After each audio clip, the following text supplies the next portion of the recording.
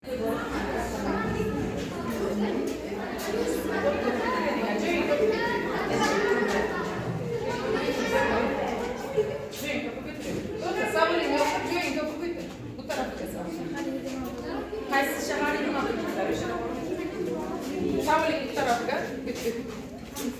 stop etiringlar.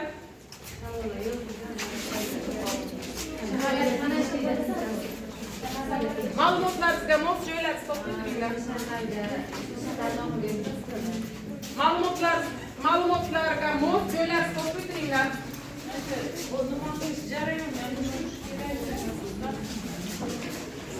Yo'q, boy shahar, qaysi shahar edi? O'ylab ko'r, boy shahar. Boy shahar.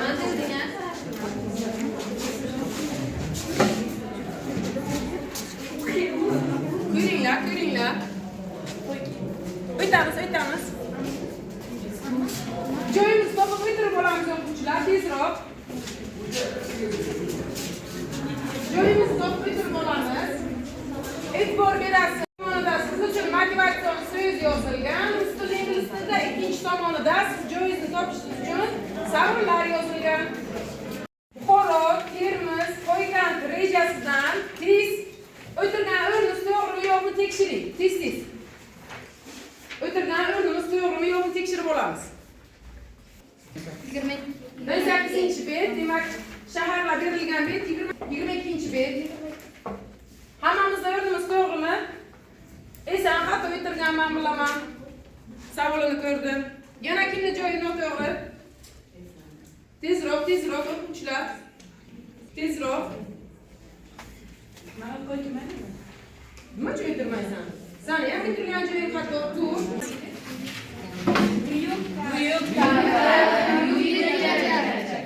Assalomu alaykum, o'tiringlar aziz o'quvchilar. Bugungi mavzumizni yozib qo'yamiz. Demak, O'zbekiston tarixi darsidan eftalilar mavzusi.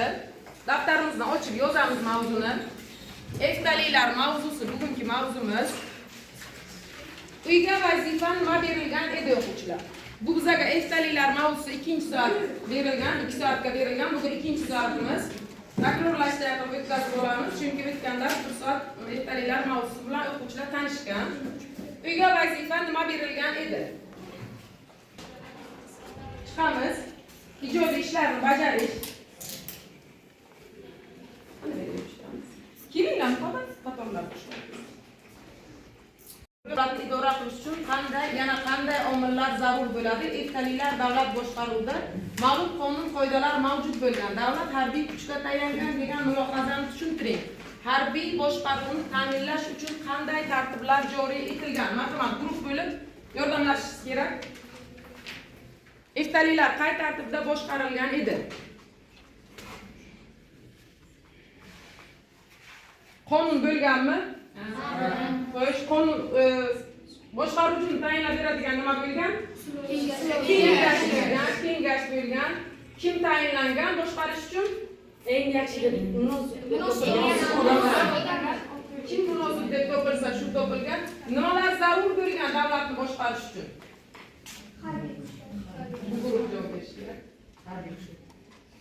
Harbiy kuch yana nimadan tasvirlab kelgansizlar?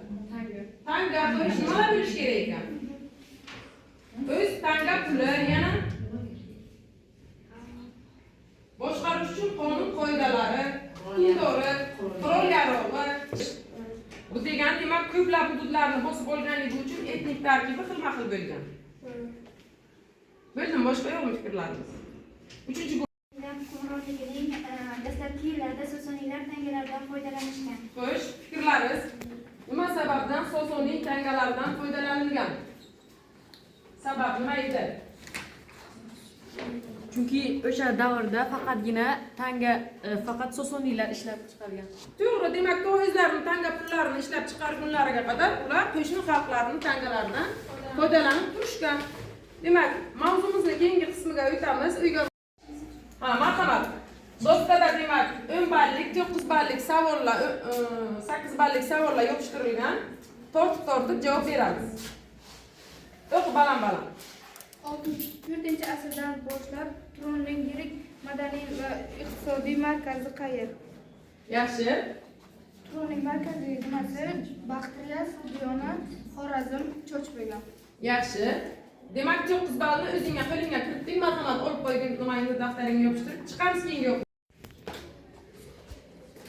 Naqshab va Xorazmda qanday tangalar zabt etilgan? Naqshab va Xorazmda mis va kumush tangalar zabt qilingan. To'g'ri. Yaxshi.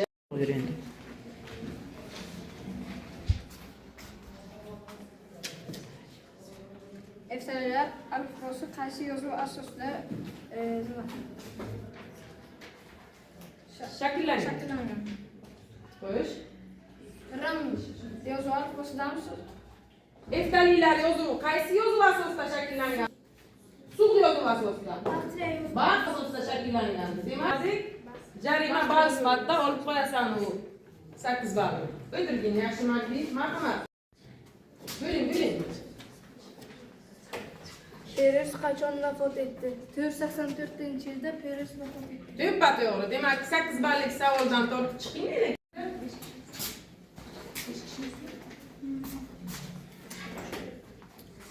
Eftalilarning dastlabki poytaxtlari Sug'diyona. Qayerga xato qildi o'quvchilar? Eftalilarning poytaxtlari qayerlar edi? Qani?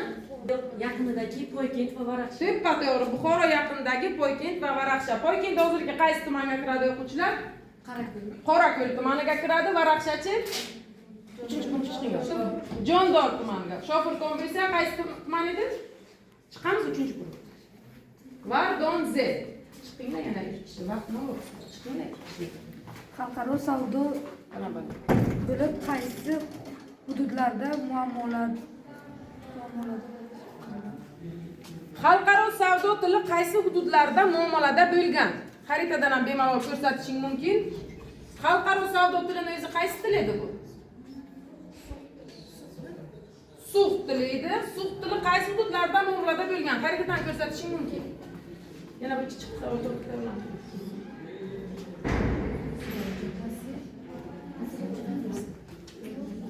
Qaysi hududlar xalqaro savdo tilida muomalada bo'lgan edi? Sug' tilidan qaysi hududlar foydalangandi?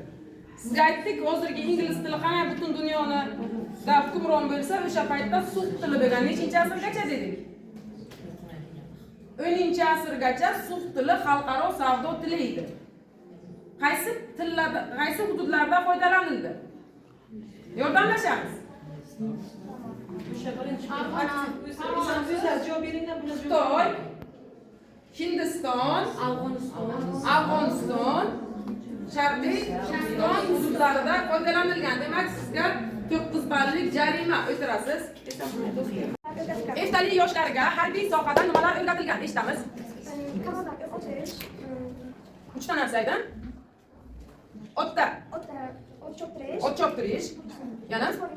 Xo'sh, bular mashqlar kimlar uchun o'rgatilgan? Demak, nafaqat yigitlarga, to'liqroq aytishimiz kerak, balki qizlarga ham bu jismoniy tayyorgarliklar sug'diy xalqlarda o'rgatilgan ekan. Yaxshi. Demak, 10 ballik nimani qo'lga kiritdik? 9 ballik ekan. 3-chi qismli yirik markazli shahar nomini ayting. 3 qismli yirik markazli shaharning nomini ayting. Qaysi shahar edi bu? Yordamlashamiz. Qaysi shahar edi bu 3 qismli yirik markazli shahar? Balandroq aytinglar. Xo'p, o'tirgin. Chiqamiz yana.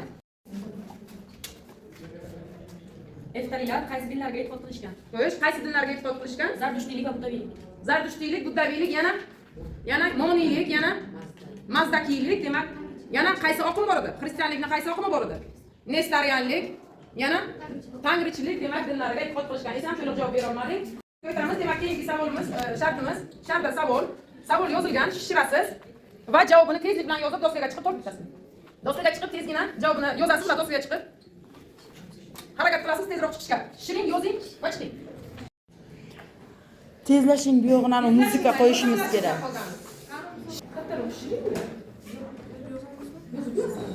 Qal'a qo'rg'on istiqbollar. Yozgin, tezroq shaqqon bo'lamiz. Nima yozilganini ko'rmayapmiz. Qonunlari va ilk o'rta va asrlarda Yo'rilmaydi, shiringlar. bo'linadi. Ana shuncha qilsa bo'linadi, mana shuncha qildi. Bog'layni o'zi. Yorilmang. Bosmaysanda yozdingmi? Yoz. Naqsha, Buxoro, Xorazm. Yo'q, bo'lishar yemay bo'lishar.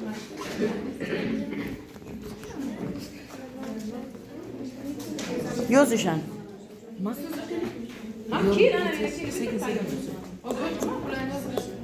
Tezroq. Yoz, Naqshabda. Qani? Mana Xorazmdami? Yo'q-da, u emas. U emas. Va 3-guruh tezlashamiz, Qo'ykent guruhi tezlashamiz. Demak, guruh nomlari mavzuda keltirilgan eftaliklar davlatidagi mavjud bo'lgan qadimgi shahar nomlaridan olingan. Tezroq bo'lamiz. Faqat nomini yoz. Ismini yozsang bo'ladi. Keling. Demak, Qo'ykent guruhi 3-bo'lib bajarib bo'ldi shartimizni. Javoblaringizni o'qing qamasizlar? Mana tushmaydi savolni. Istehkomlar ilk o'rta asrlarda me'morchilik Namunalari bo'lib, ular demak Naqshabda, Buxoroda va Xorazmdan nima deb atalgan? Buxoroda Shahri-Vayron, Xorazmda Pir qal'asi deb atalgan. To'g'ri, to'g'ri. Zahoki Moron demak Naqshabda, Shahri-Vayron sizdan tushunaymi? Buxoroda va demak Pir qal'asi Xorazmda deb aytilgan. Demak, birinchi bo'lib Buxoro guruhimiz harakat tezroq qilishdi, ikkinchi bo'lib demak Termiz guruhimiz va Qo'ykent guruhimiz uchalalari ham to'g'ri javob yozishibdi. Yaxshi, o'tiringlar. Endigi o'quvchilar shartimiz Nilufar gullarimiz bor. O'quvchilar har bitta guruhdan ikkitadan o'quvchi keling, meni yonimga keling, chiqing. Bular demak chiqamiz. Ikkitadan suvga solamiz. Buni aytdim. Marhamat.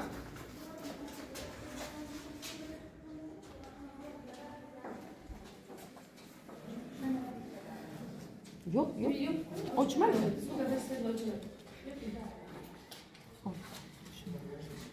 Demak, savolni o'qiymiz. Eftaliklar davrida aholi tarkibi xilma-xilligi bo'lganmi?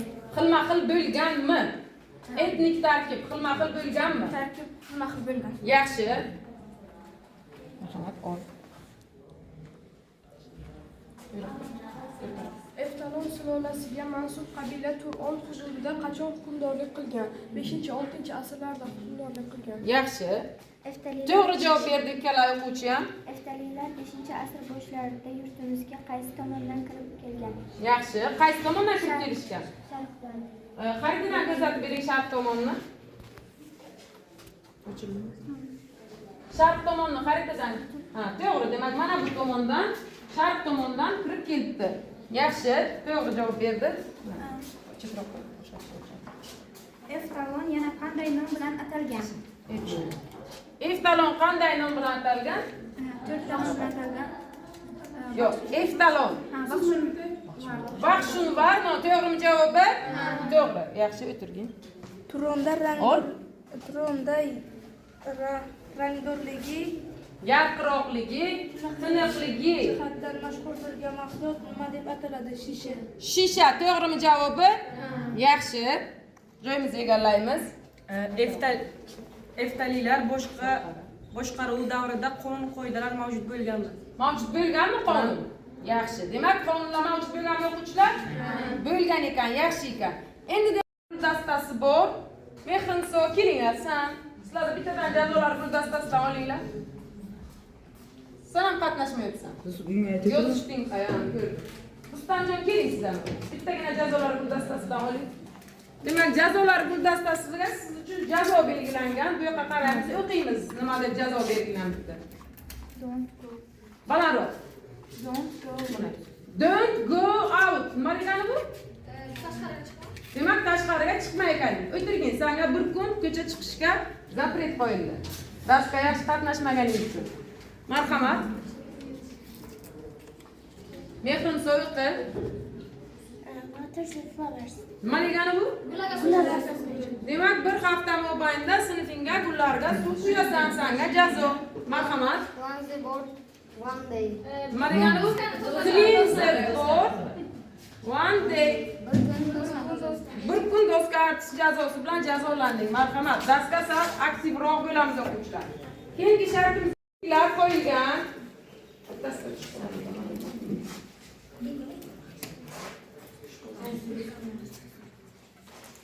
Demak, kubigimizning 6 ta tomoniga javob uchun sizlarga to'g'ri keladigan 6 ta nom yozilgan. Savollarni o'qiyman. Turgan joyimizdan to'g'ri tomonni ko'rsatasiz. Faqat chaqqonlik talab qilinadi. Tushundingmi? Boshladim. Birinchi savolimiz: tashqi savdo bojidan manfaatdor bo'lgan xalqlar qaysilar? Birinchi barakalloh. Birinchi barakalloh. Bir-birimizdan ko'rmaymiz. Menga ko'rsating. Noto'g'ri, demak sen to'g'ri. Barakalloh, barakalloh. To'g'ri, to'g'ri, to'g'ri, to'g'ri, to'g'ri, to'g'ri. Bir-birimizdan ko'rmaymiz. Barakalloh. Demak, savolimizga hammamiz faqat kim xato ko'rsatdi?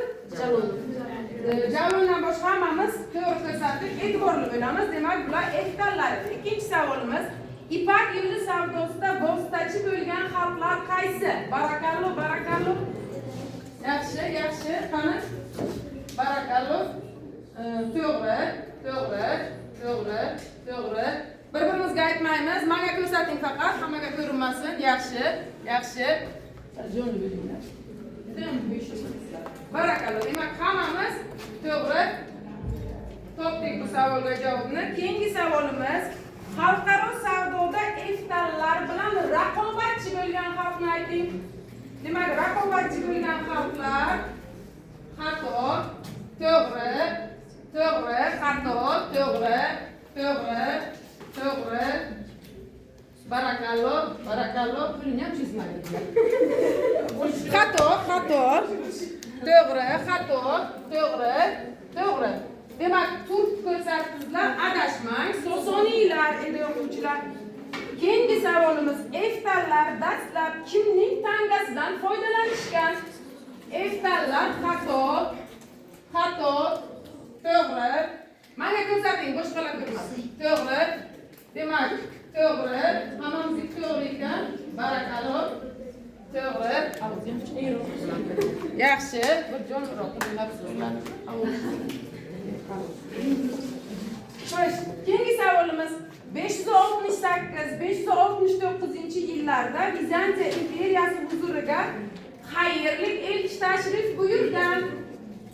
Aytma desam, ko'rsatma desam aytadi. To'g'ri, to'g'ri, to'g'ri, to'g'ri. Endi ko'rsatyapsan, ha? To'g'ri, xato, to'g'ri, to'g'ri, to'g'ri, to'g'ri, to'g'ri. Barakalloh, barakalloh. Barakalloh, barakalloh. Endi ko'rsatyapsan. Xato. Demak, turk elchisi o'quvchilar 3 kishi xato qildi, e'tiborli bo'ling. Ta'kidlagan. Xato, xato, to'g'ri. Ko'rsatma qolganga xato qilganlarki, xato, to'g'ri, to'g'ri, to'g'ri. Qolganlarki xato, ko'rsatdik hozir. Qani, endi ko'rsatdik xato, xato, to'g'ri, to'g'ri, to'g'ri. Barakalloh. Demak, bu Rim edi o'quvchilar, Rim edi. Eftallar kuchayganidan xavfsiragan davlat qaysi edi? Eftallarning kuchayishidan xavfsiragan davlat qaysi edi? Nahotki davlat bilan xalqni farqiga bormasak, ikkita guruh to'liq xato ko'rsatdingiz. Demak, ana bu to'g'ri ko'rsatdi. Mo'g'ul to'g'ri ko'rsatdi, Romiya to'g'ri ko'rsatdi. Qaysi davlat ekan? Eronlar, sosoniylar ko'rsatdingizlar. Xalq so'ra olmadi o'quvchilar, davlat so'radi sizlardan. Yaxshi o'quvchilar. Biz ko'pmi? O'quvchilarimiz uchun ajratilgan nimalar bor? Chiptalar bor.